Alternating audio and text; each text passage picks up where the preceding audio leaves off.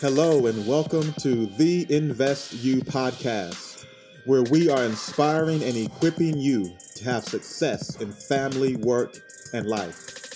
On today's show, we have a gentleman who received a cancer diagnosis, but not even that was enough to keep him from pursuing his dreams. Stay tuned to find out how he did it. Let's go! Well, hello, everyone. This is Jeremiah Hopes, and welcome to the INvest.U podcast. And I am excited to welcome a very special guest to the show today, Mr. Ken Triplett. And before I read his bio, I want to give you a little background. Ken and I worked together at the North Carolina Department of Juvenile Justice back in the day. And we won't talk about how far back in the day, but we worked together. He was working as a court counselor in Greensboro, North Carolina, and I was working at the Youth Development Center as a therapist there. And so we would meet on occasion when we had a common case. We had a kid that we were both working with. And I always remember us having these vision conversations about dreams that we were having, things that we wanted to accomplish, and places we wanted to go, and things we wanted to do with our lives. And so it's a thrill and an excitement to have Mr. Triplett, Ken Triplett, with me today.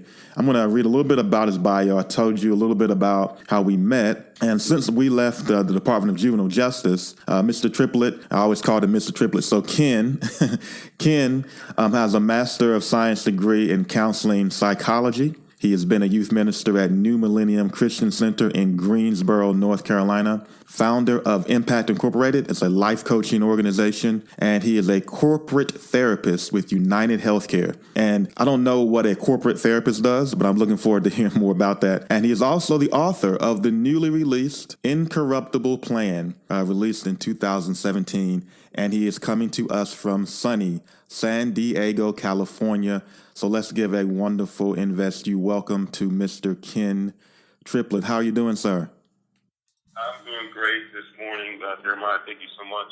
It's an honor to be with you, and I'm just really excited about discussing vision and purpose with you. And then I hope that your listeners really just glean from some of our experiences and some of the things that we are still wanting to accomplish for ourselves. And, I'm just excited. So thank you very much for the opportunity for being here. Oh, I'm happy to have you here. And we're going to talk about the book, of course, a little bit later, but just want to kind of give the listeners an idea of sort of how people transition, how people make transitions and go different places in life. So as I mentioned earlier, you and I both worked for the state of North Carolina, the Department of Juvenile Justice, and you know how you have these conversations where you're talking about vision and purpose, and you're not living your vision or your purpose, but you're talking about it. And unfortunately, a lot of people I found end up talking about it and never really take action. And so, what were some of the steps that led you to begin to take action to achieving more of your purpose? Well, Jeremiah, it's life is always, this complicated and sometimes, I guess, whirlwind of ups and downs that occur around us and through us. And so the key for all of us is to understand or be in the process of at least attempting to understand why certain things happen around us and because of us, why we make certain choices in life, and how to understand, what I talk about in the book, the presence of God in our lives and how we need to learn how to walk in conjunction with Him in terms of discovering our true purpose and our true identity. And so, there are a lot of things that we do during certain stages of our lives as we develop our skill sets and we develop some of our passions. And I think some people along the way, we can have numerous amounts of passions in our lives. And for some reason, we allow those passions to die in the vine. And we get into ruts, we get into these ruts in our lives where, we just kind of, resign to the fact that, oh, well, I guess that dream was just something but a dream and it just wasn't meant to be. And, I've got these other things going on in my life. I've got responsibilities. And we all have those things. But, some of us don't accept that resignation. We're still working towards trying to make those realities occur. And so, during the time that you and I were working together, I was working towards my master's degree, and I believe you were at the same time as well. and and you were working towards some of the things that you're doing today. And so I think the key at that point is to never stop chipping away at that process. Yeah.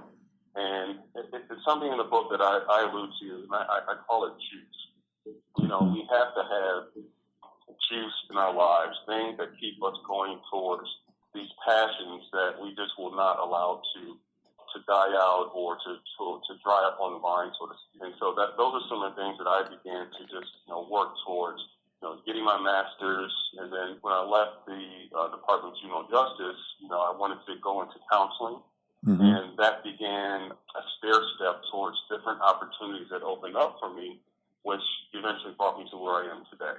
Okay, and I'm looking at your Facebook page right now, and I see that the opening line is, "When a person is properly motivated, he or she will do anything." And it sounds like that's what you've done. So talk a little bit more about what have been some of your key motivators that have motivated you to go from where you were to where you are today. One of the key motivators, I think is God gives us a certain fingerprint of our lives. It's our personality, it's our motor. It's despite what background we may come from, He gives us the opportunity through our power of choice in our lives to accept something that's bigger than ourselves. And I think it begins, for me, one of my main motivators is just my relationship with God. And I always tell people, if the topic comes up or however it may come up, is that, my greatest fear in life, and most people's greatest fear in life is dying or death. My greatest fear is not death. My greatest fear is not reaching my potential before I die. Wow. And so that's a major motivator for me, is that there's something inside of me that I believe that God put in me that won't allow me to stop until my work here is done. And that can be little things, and many times it is the very little things, the conversations you have with people, how you impact people's lives through small gestures. And it can be the big things, like writing a book or starting an organization like you have done, and doing seminars and doing this podcast. But more along the lines, it is those day-to-day things that, we do that make a difference. And so that's been a major motivator for me. And that is on the deeper level. Now on the, intermediate and, surface levels, it's just been the relationships that I've had with people that have encouraged me along the way. We need those people in our lives. We need that support. We need people who are willing to align with us in life, because we can't do these things alone. No matter what our motivations are, we need others. We need people. We need support. And so to me, that's in the intermediary types of motivations. And then also just a desire to want to help others get to where I'm trying to go. One of the things that on a personal aspect that I guess, for lack of a better term, pains me, it's just seeing people in ruts and seeing people just not completely enthralled or attached to what they feel like they should be doing. Because that's my greatest fear, right? Not reach my potential. When I see that in others, I want to try and help as much as I can through the process that I'm going through. Outstanding. So let's talk a little bit about the book. I mean, I know as an author as well, a lot of time and energy goes into writing a book. So talk about some of the specific steps you took as you were thinking about the book, and then how you actually finished writing the book. Sure.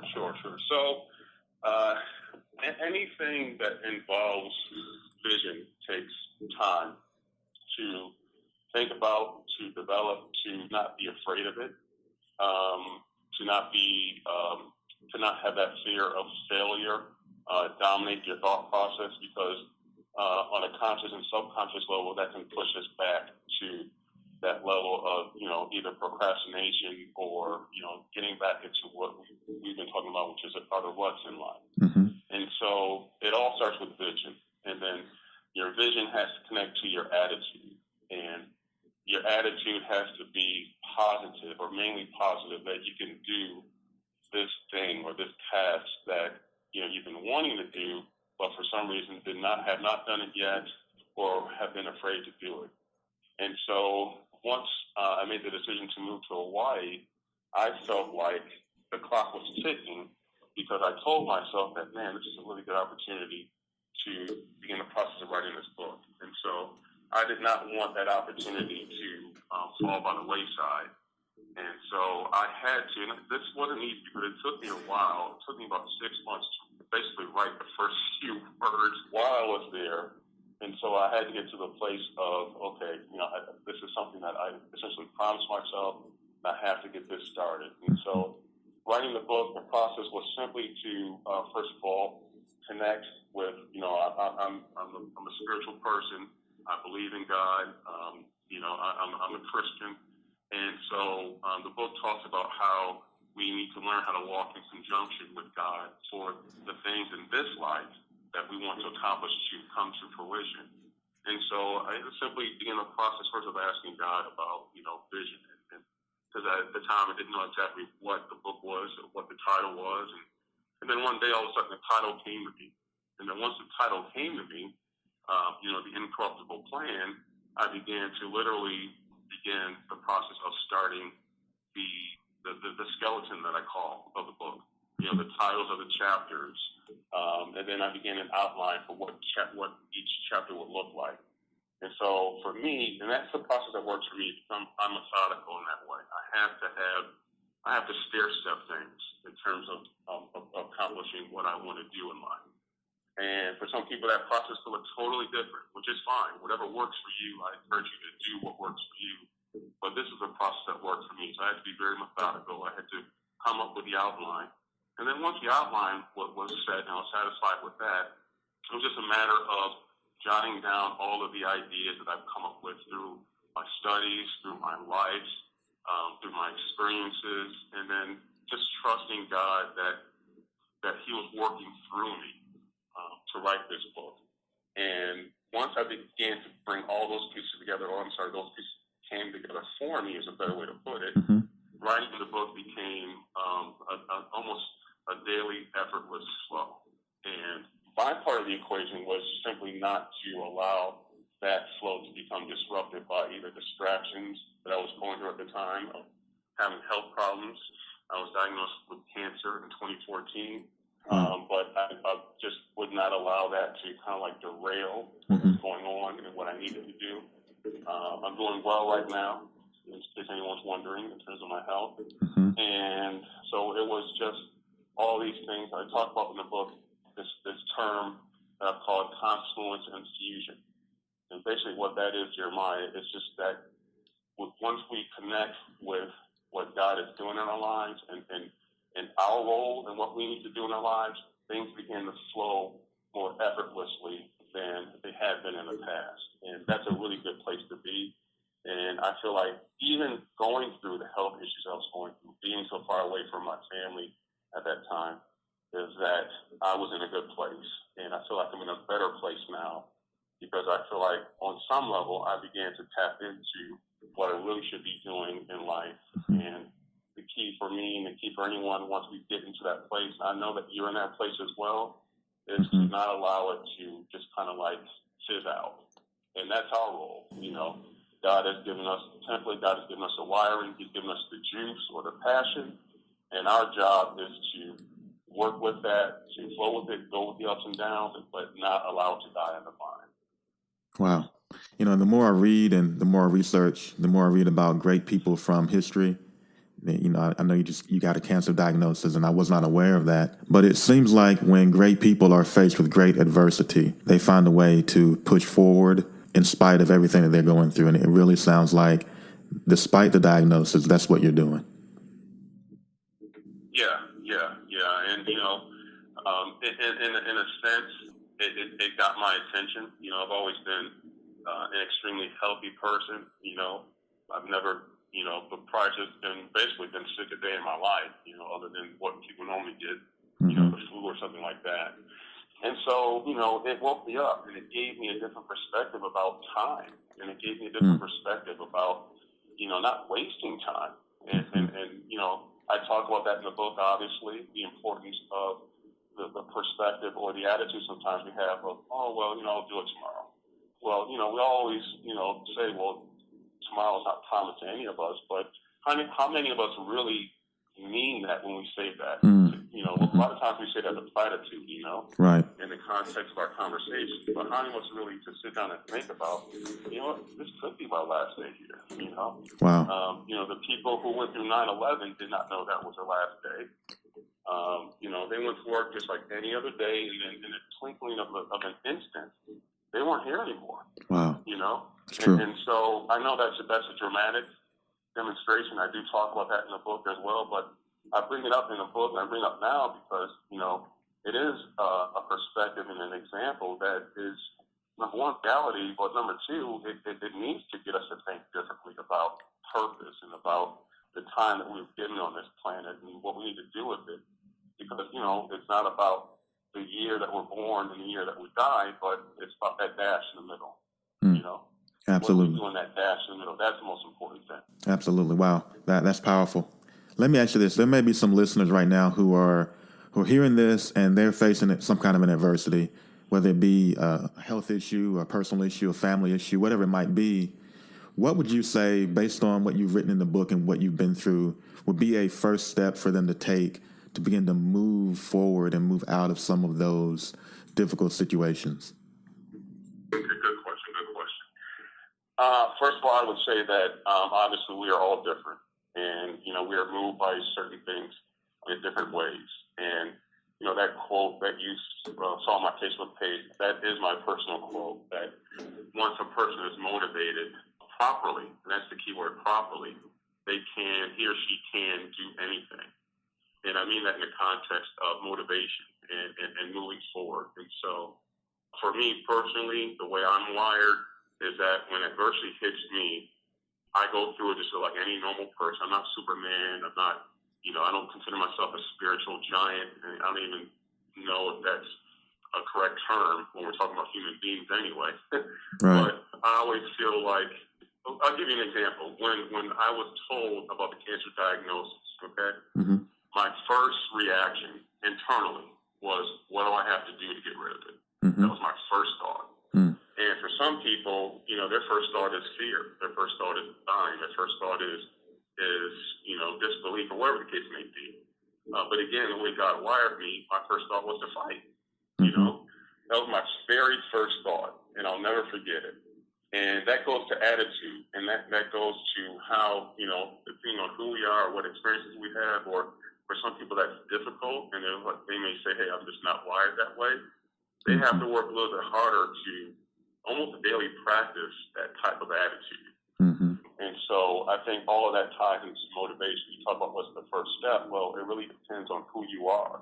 And if I were in a life coaching session with someone where that's difficult, I'd have to methodically stair-step them through, exercises of slowly changing the way they think and how they feel about their relationship to a God that loves them no matter what.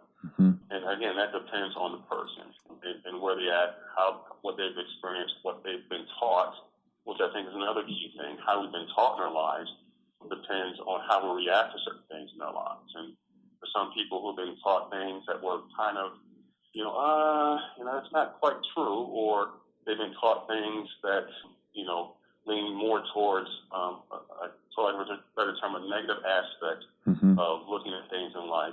That takes time. It takes practice, kind of build or break down those barriers for that person to realize that life doesn't have to be that way, and that that God has given us responsibility, and He's given us the ability to move forward in life despite what may happen in life. Because we all go through things in life. None of us are bulletproof in that aspect, and so it really depends on the person and how far they have to go to gain momentum in their lives and moving forward.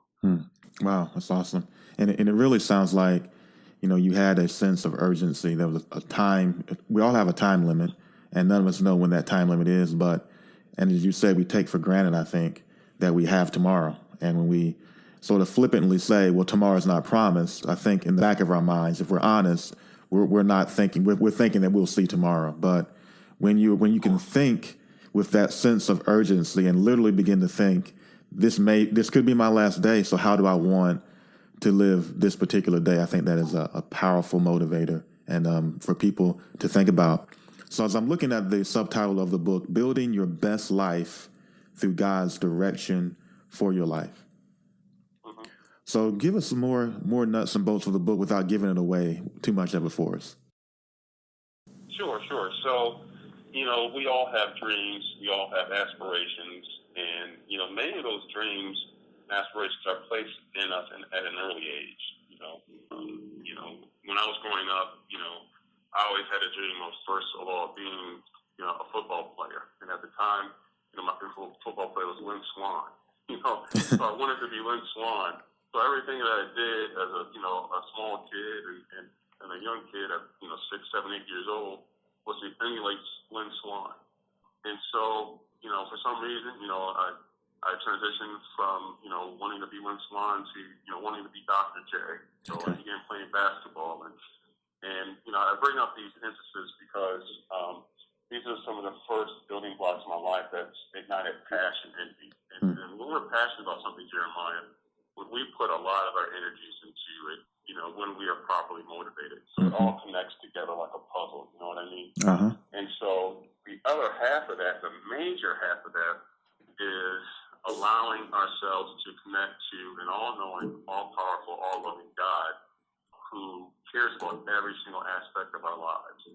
And when we don't do that, there's something missing, Now, a person can be successful and they can be an atheist and they can say, you know what, that's nonsense. I don't believe in it, number one, and number two, I didn't need it, But I submit to everyone that person has obviously, in my aspect, in my opinion, a huge piece of their life missing, a hollowness missing in their lives, despite the material or the professional or even personal success they've had.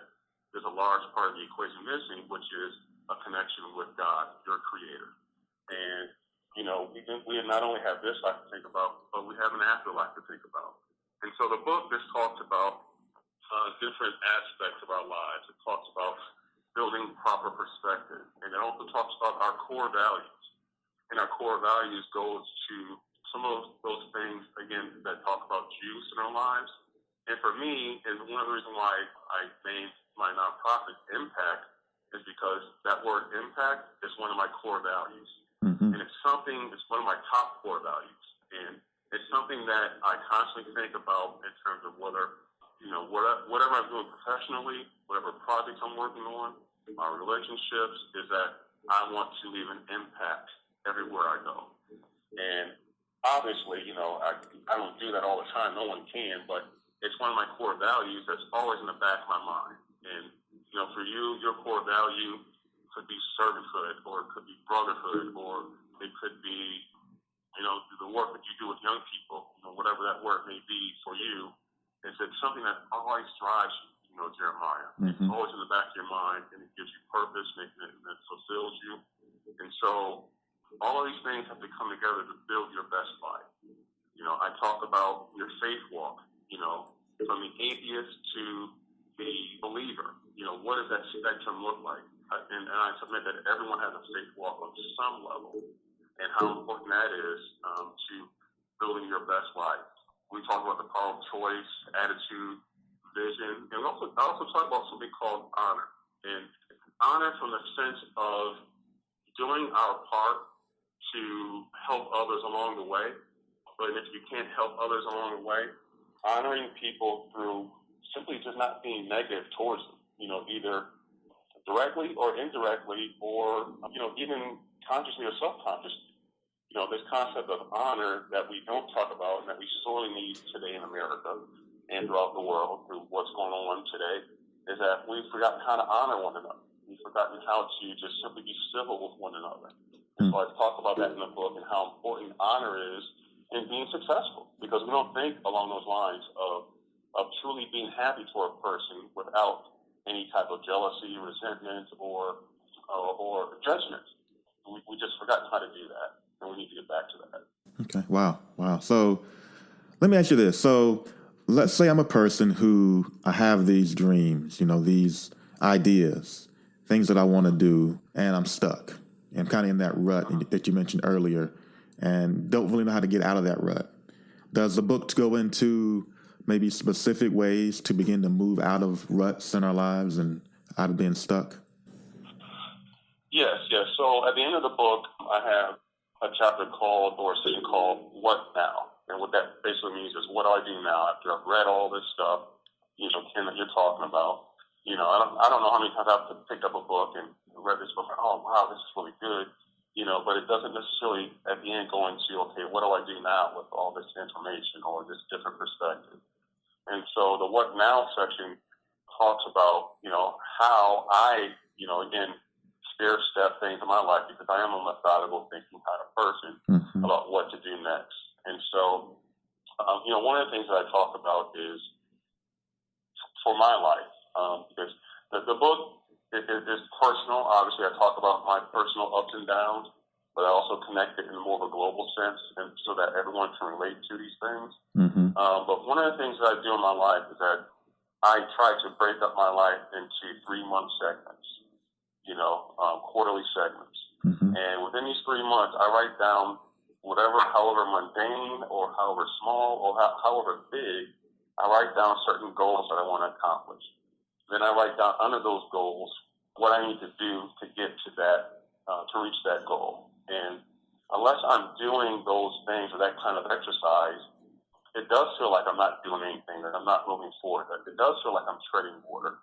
And so I read somewhere not too long ago about the power of the checklist and how checking off boxes in our lives begins this almost weird phenomena of feeling a sense of accomplishment and feeling like we're moving forward in life, because it's just as simple as, if we're not doing anything, we're not going anywhere, And so that's one of the things, on a practical sense, if you will, that I would help or coach that person out of that rut. But the other half, again, is the spiritual and the interpersonal, or the deep interpersonal side of a person, is to help that person begin to do vision casting and begin to understand how God created them, how God wired them. We talk about passion. We talk about old dreams. We talk about, or we begin to delve into the question of, why did that dream die, or is it something that should have died? And, it's okay if it did. But, we talk about, bringing your core values to light and how that connects to your vision and your passion. And those conversations, to me, are the most important in those practical things I talked about earlier. Because to me, that's the second step. The first step for me when I coach someone is to really help and really get in the trenches with them about their passion in life, talk about their dreams, and talk about not just talk about the possibility of the dreams, but the actual reality, and get them to think about what it looks like for them. And then once that person has a good understanding for what it looks like for them, then they can begin a process of actually moving slowly towards that goal. And I'm sure that's something that you can relate to in terms of the process that you've gone through to get to where you are today. Absolutely. And so to dig a little deeper in that, sometimes I'm working with people and they may have a passion and a dream that is, to be frank, unrealistic. Meaning, let me give you an example. So let's say I come to you and say, Ken, my dream is to play in the NFL. Right. Though it may be a dream, and though it may have been a childhood dream, and it may have been a sincere dream, but it may not be physically possible for me to play in the NFL. There may be some limitations that I have. How do you coach someone through, and I gave that as an example, but through a dream and a vision and a passion that may not be realistic and may not be something that they can take steps toward? How do you redirect them? That's an awesome question, and I do touch upon that in the book as well. And, I began to talk about, things of, okay, so this dream that you had of being a professional athlete, okay, you didn't have the physical skills. Well, first of all, I go back to, when you had this dream, were you doing anything towards it? Were you running any wind sprints? Were you lifting weights? Were you on a football team? What were you doing? And And so, you begin to pick apart and let that person understand that the dream was unrealistic from that standpoint of, either not having a physical skill or B, not putting in the work. And it's interesting, because I was just thinking about the other day, is that, people look at athletes like LeBron James and saying, oh man, so you're giving all this God-given gift and ability, and, he's no wonder, and God made him 6'8", no wonder he's the way he is. But, people don't realize all the work this guy's put in over the years to get better. Right. God could have ordained him, and he did, with all these physical attributes, but it means nothing without the work this kid put in. That's right. Even when he reached the NBA, the guy still had to develop a jump shot. That's right. And so I use that as an example for people of, we always have to do our part. God always gives us the ability to do things on a certain level, but we need to take it to the next level because it's a conjunctive relationship.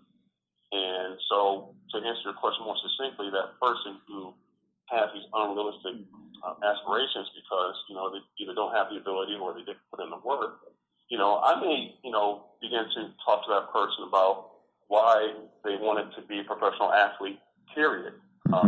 Was it the money? Was it the fame? Was it the adulation? Was it women? Whatever the case may be. And I began to dig deeper with that person about, okay, what was really behind that? And, in that example, it may be that person simply just has a love of sports. And, so then I began to work with them and talk to them about other aspects of their lives that connect to sport. And, if you couldn't have been a professional player, maybe you can go into coaching, and then sometimes it just happens like that, Jeremiah, where, you begin to allow a person to see something from a different perspective, and then it ignites something in them about, yeah, you know what, I never really thought about it that way, is that, I do have this love for this, that, or the other, and even though my global dream was something that probably was never realistic in the first place, there's still something there for some reason that I can attach to that can make me even more fulfilled or just as fulfilled as that global dream that I had that was probably never something that was realistic in the first place. Does that make sense? Oh, absolutely. So it sounds like someone who reads your book will not just get motivation and inspiration, but they'll get some practical steps that they can take to accomplish their best life. Is that accurate? Absolutely. Yeah, absolutely. And to me, I felt like if I didn't put that practical aspect in it, then the book was only half done. You know what I mean? Right. Because again, if I talk about a conjunctive relationship with God, a lot of it would seem, for lack of a better term, pie in the sky, but we always have to do our part. And so the question is, what does that look like? What were the first few steps for, Center of Hopes to become to fruition? You had to train, you had to work your public speaking muscles, you had to build relationships, you had to ask for help along the way, you had to do so many different things to get to where you're going and where you want to go. That's your part. You just didn't sit down and say, "Oh my God, just do it," and I'll run it in autopilot. It just doesn't work that way. No, it doesn't. And so exactly. And so we have to do our part to step out of the boat, so to speak, to attach our faith to certain things. And unless we take that step out of the boat, then we stay in the boat. It's just as simple as that. And no matter how much you or I work with people or coach people, until they are willing to step out of the boat and to take that first step of faith, nothing's going to happen. And I mean nothing is going to happen in their life. Wow. And for some people, to give some practical example of stepping out of the boat could be, for example, give us an example of what that could look like in general. Stepping out of the boat? From a practical sense, you have to set yourself up for a certain amount of success. And then that goes to, the daily exercise I mentioned earlier about, for instance, so let's say someone, wants to become a lawyer. Well, in order for that person to become a lawyer, they know the steps that they need to take. They know they need to go to school. And so they know they need to get to college. And so once they get to college, they can't allow themselves to become distracted by the college scene because they have to study, you know.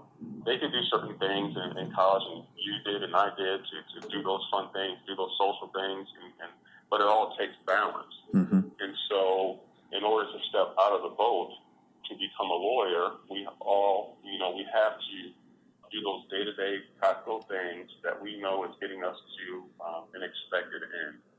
And I guess that's the best way that I can put it. You're asking in terms of practical terms, because to me, the practical stepping out of the boat, it's not a concrete connection. You know what I mean? Right. To me, stepping out of the boat is really about faith.